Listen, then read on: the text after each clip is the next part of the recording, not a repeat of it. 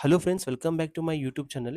ಇವತ್ತಿನ ವಿಡಿಯೋದಲ್ಲಿ SSLCನ ನೀವು ಆನ್ಸರ್ ಬರೆದಿರ್ತಕ್ಕಂಥ ಫೋಟೋ ಕಾಪಿನ ಹೇಗೆ ಆನ್ಲೈನ್ ಅಪ್ಲೈ ಮಾಡೋದು ಅಂತ ವಿಡಿಯೋದಲ್ಲಿ ಹೇಳ್ಕೊಡ್ತಾ ಹೋಗ್ತೇನೆ. ನೀವೇನಾದರೂ ಹೊಸಬರಾಗಿದ್ದರೆ ನಮ್ಮ ಚಾನಲ್ನ ಲೈಕ್ ಮಾಡಿ, ಶೇರ್ ಮಾಡಿ, ಸಬ್ಸ್ಕ್ರೈಬ್ ಮಾಡಿ.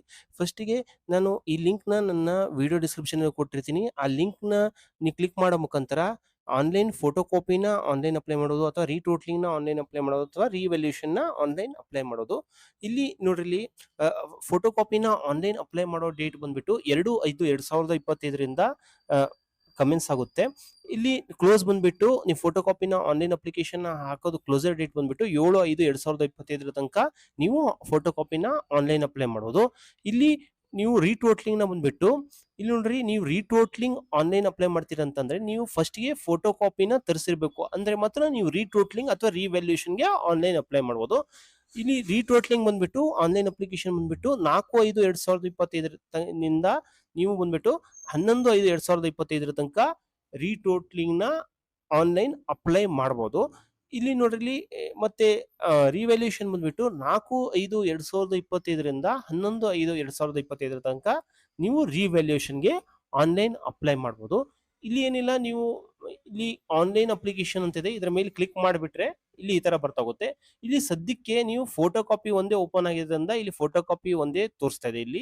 ಇಲ್ಲಿ ಸ್ಟೇಟಸ್ ಆಫ್ ಅಪ್ಲಿಕೇಶನ್ ನ ನಿಮ್ದು ಏನು ಫೋಟೋ ಕಾಪಿ ಸ್ಕ್ಯಾನ್ ಮಾಡಿ ಅಪ್ಲೋಡ್ ಆಗಿದೆನೋ ಇಲ್ಲ ಏನು ಅಂತ ಚೆಕ್ ಮಾಡ್ಕೊಬಹುದು. ಇಲ್ಲಿ ಅಪ್ಲಿಕೇಶನ್ ಫಾರ್ ಫೋಟೋ ಕಾಪಿ ಅಂತ ಕ್ಲಿಕ್ ಮಾಡಿದಾಗ ಇಲ್ಲಿ ನಿಮ್ದು ಏನಿಲ್ಲ, ನಿಮ್ಮ SSLC ರಿಜಿಸ್ಟ್ರೇಷನ್ ನಂಬರ್ನ ಎಂಟ್ರಿ ಮಾಡಬೇಕು, ವಿವ್ ಅಂತ ಕೊಡಬೇಕು. SSLC ನ ರಿಜಿಸ್ಟರ್ ನಂಬರ್ ಎಂಟ್ರಿ ಮಾಡಿದ್ರೆ ಇಲ್ಲಿ ಎಲ್ಲ ಡೀಟೇಲ್ಸ್ ಬರ್ತಾ ಹೋಗುತ್ತೆ. ಎದಕ್ಕೆ ಫೋಟೋ ಕಾಪಿಗೆ ಅಪ್ಲೋಡ್ ಮಾಡಿದ್ದೀರಾ, ಏನು ಕ್ಯಾಂಡಿಡೇಟ್ಸ್ ನೇಮು, ಫಾದರ್ಸ್ ನೇಮ್ ಏನು, ಸೆಂಟ್ರ್ ಕೋಡ್ ಏನು, ಮದರ್ಸ್ ನೇಮ್ ಏನು, ಸ್ಕೂಲ್ ಕೋಡ್ ಏನು, ಟೋಟಲ್ ಮಾರ್ಕ್ಸ್ ಏನು, ಇವೆಲ್ಲ ಬರ್ತಾ ಹೋಗುತ್ತೆ. ಇಲ್ಲಿ ಬಂದಾಗ ಇಲ್ಲಿ ನೋಡ್ರಿ, ನಿಮ್ಮ ಮಾರ್ಕ್ಸ್ ಎಲ್ಲ ಡಿಸ್ಪ್ಲೇ ಆಗ್ತಾ ಹೋಗುತ್ತೆ.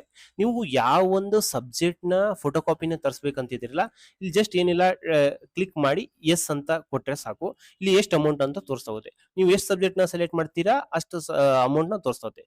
ಪರ್ ಸಬ್ಜೆಕ್ಟ್ ಬಂದ್ಬಿಟ್ಟು ಫೋಟೋ ಕಾಪಿ ಬಂದ್ಬಿಟ್ಟು ಈಗ 400 ರೂಪಾಯಿ ಫೀಸ್ ಇದೆ. 400 ರೂಪಾಯಿ ಬರ್ತಾ ಹೋಗುತ್ತೆ. ನೀವು ಎಷ್ಟು ಸಬ್ಜೆಕ್ಟ್ ಸೆಲೆಕ್ಟ್ ಮಾಡ್ತಾ ಹೋಗ್ತೀರಾ ಅಷ್ಟು ಬರ್ತಾ ಹೋಗುತ್ತೆ.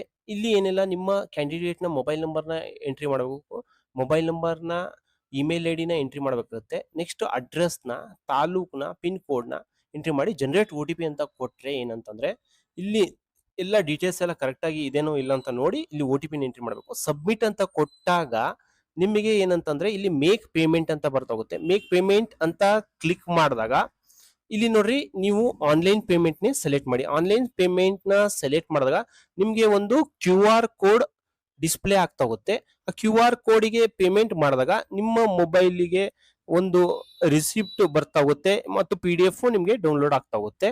ನೆಕ್ಸ್ಟ್ ಬಂದ್ಬಿಟ್ಟು ನೀವು ಫೋಟೋ ಕಾಪಿನ ಡೌನ್ಲೋಡ್ ಮಾಡೋದು ಇಲ್ಲಿ ಈ ತರ ಬಟನ್ ಎನೇಬಲ್ ಆಗಿರುತ್ತೆ. ಇವತ್ತು 2ನೇ ತಾರೀಕು ಆಗಿದ್ರಿಂದ ಈ ಬಟನ್ ಎನೇಬಲ್ ಆಗಿಲ್ಲ. ಈಗ ನೆಕ್ಸ್ಟ್ ನೀವು 3-4 ಬಂದ್ರೆ ಇದು ಬಟನ್ ಎನೇಬಲ್ ಆಗಿರುತ್ತೆ.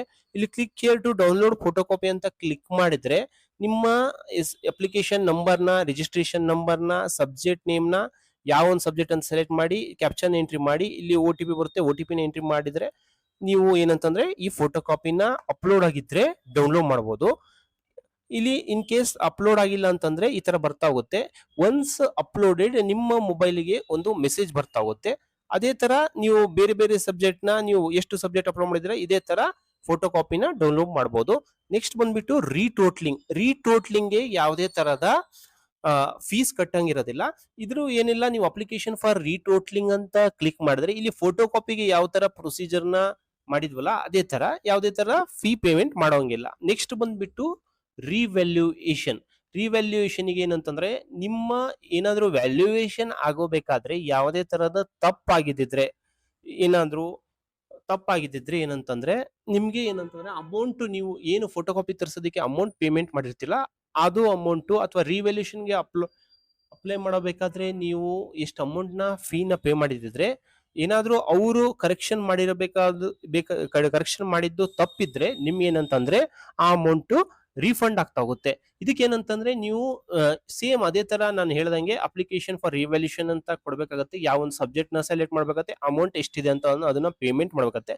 ಒಂದು ಏನಂತಂದ್ರೆ ಇಲ್ಲಿ ಅಕೌಂಟ್ ನಂಬರ್ನ ನೀವು ಎಂಟ್ರಿ ಮಾಡ್ಬೇಕಾಗತ್ತೆ. ಯಾಕಂತಂದ್ರೆ ರಿವ್ಯಾಲ್ಯೂಷನ್ ಮಾಡೋದು ಏನಾದ್ರೂ ಅವರು ಕರೆಕ್ಟ್ ಮಾಡಿಲ್ಲ ಅಂತಂದ್ರೆ ನಿಮ್ಗೆ ರಿಫಂಡ್ ಆಗ್ತಾ ಹೋಗುತ್ತೆ. ಇನ್ ಕೇಸ್ ಕರೆಕ್ಟ್ ಇದ್ದಿದ್ರೆ ನಿಮ್ಗೆ ಯಾವುದೇ ತರಹದ ಹಣ ರಿಫಂಡ್ ಆಗೋದಿಲ್ಲ.